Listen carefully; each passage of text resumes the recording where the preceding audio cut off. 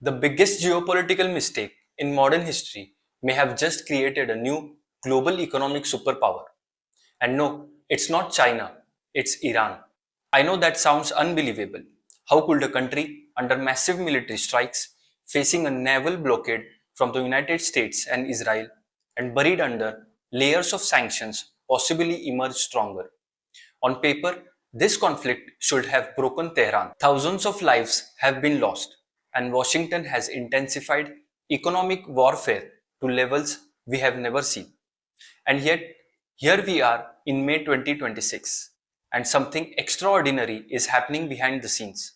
Instead of collapsing, Iran is becoming the center of a massive global economic realignment, and the country quietly masterminding this shift is China.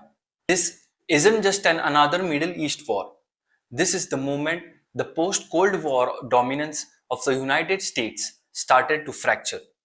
While Washington focuses on military pressure, Beijing played an entirely different game, a game of patience, economics, and strategic restraint.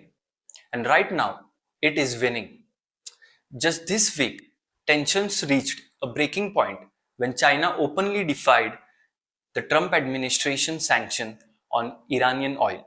China's Ministry of Commerce issued a notice calling US sanctions an improper extraterritorial application, declaring they shall not be recognized or complied with. That isn't just a diplomatic talk, it's a declaration. It signals that the world's second largest economy is now openly dismantling America's most powerful tool, financial coercion.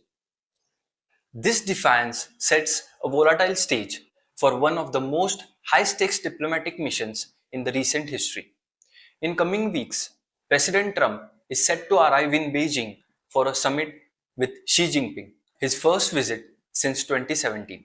On the surface, the White House is talking tough, cautioning China against further military escalation regarding Taiwan and emphasizing managed competition. But the reality is far more desperate. While the US warns China on Taiwan with one hand, it is effectively begging for Beijing's help with the other. Trump himself has taken a surprisingly respectful tone, acknowledging that because China gets 60% of its oil through Hormuz, they have the leverage to fix the crisis. It is a strange dynamic. The world superpower is visiting its greatest rival, hoping they will use their influence to stop a war that the US military has so far been unable to end. In latest, Iran's foreign minister was in Beijing for high-level talks ahead of that summit. The focus is the Strait of Hormuz. One-fifth of the world's oil and liquefied natural gas moves through that narrow artery. There are no alternatives. University of Chicago professor Robert Pape, one of the world's leading experts on strategy, notes that a new center of power is emerging. Iran has proven it doesn't need to match the US military to hold the global economy hostage. We are now 10 weeks into this conflict, and the US government has yet to achieve a single military objective. There has been no regime change. Iran's uranium enrichment is ongoing. The missile stockpile remains at 60%. There are even reports that Iran has already moved its manufacturing into hardened subterranean facilities, building more missiles underground today than it ever produced above ground before the war began. But most importantly, the Strait of Hormuz remains firmly under Iranian control. And this is where China's strategy becomes brilliant. While the US burns resources on naval blockade, China is simply buying the oil. Beijing currently purchases 90% of Iran's energy exports. In the words of Treasury Secretary Scott Bessent, China is effectively funding Iran.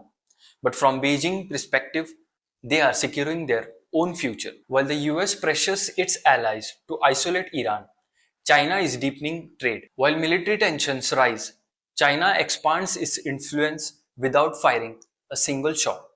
They are securing discounted energy and building a financial architecture that doesn't include the US dollar. We are already seeing the first signs of the global oil system breaking. Just weeks ago, the United Arab Emirates made a stunning move, stepping away from OPEC after 60 years. Why? Because after watching the Iran war, the UAE no longer wants to be constrained by quotas. They have pivoted towards Beijing, signing 24 massive agreements to expand investments. This is the birth of Petro-Yuan. Iran has already started using China's currency to replace the dollar for Hormuz payments. Meanwhile, Chinese government is boosting the yuan's global status by allowing international funds to trade Chinese government bonds. In 2026, the issuance of panda bonds has surged over 90% as global investors rush for a safe haven away from the geopolitical chaos caused by the US foreign policy. And the cost of this war is being felt most acutely not in Tehran but in the United States. 61% of Americans now say the Iran war was a mistake. It took 3 years for that many people to turn against the Iraq war. It has taken just 2 months this time. Why? Because gas prices have hit $4.30 national average. The data is harrowing. US national debt has crossed 100% of GDP for the first time since 1946. A record 42% of car buyers are trapped in 84-month loans just to keep their payments manageable. Over 55% of Americans feel their financial situation is getting worse, a mark higher than during the 2008 financial crisis. While President Trump's team posts memes about winning, the harsh truth is that the US faces a historical dilemma: commit to a forever war to regain the Strait of Hormuz, or accept a new world where US control is no longer guaranteed. Professor Robert Pape warned of the quiet part. Imagine Iran with 20% of world's oil, Russia with 11%, and China soaking up that supply. They would form a cartel that could deny the West 30% of the world's energy. You don't need a PhD to see the consequences. A total shift of power from West to the East. China isn't winning tomorrow's headlines. They are positioning themselves for tomorrow's crisis. While Washington reacts, Beijing harvests leverage. One strategy is tactical, the other is civilizational. Iran has now tested what global leverage feels like, and it's unlikely to give it back. The world is entering a new phase where economic resilience matters more than military spectacles, where sanctions face open resistance, and where the biggest winner are the players who have the patience to let their rivals exhaust themselves. So when we ask who is winning the war in the Middle East, we are asking the wrong question. The real question is who is reshaping the world because of it? Right now, the answer is clear. Iran is winning through leverage, China is winning through strategy, and the era of unchallenged American dominance, that might just be the biggest casualty of this war.